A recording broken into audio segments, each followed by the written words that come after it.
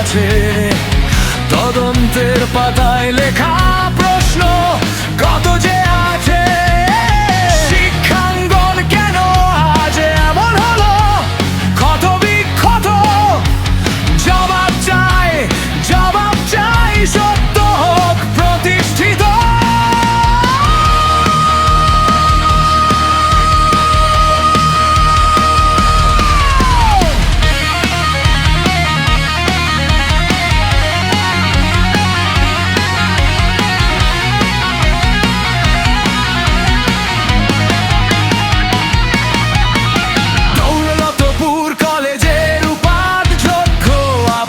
সালামের বিরুদ্ধে অভিযোগের পাহাড় জমে উঠছে কত প্রশ্ন।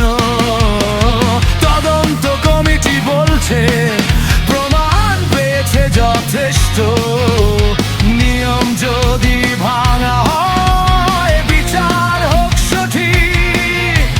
শিক্ষাঙ্গনের মর্যাদা হোক আবার ঠিক। কলেজের ঐতিহ্য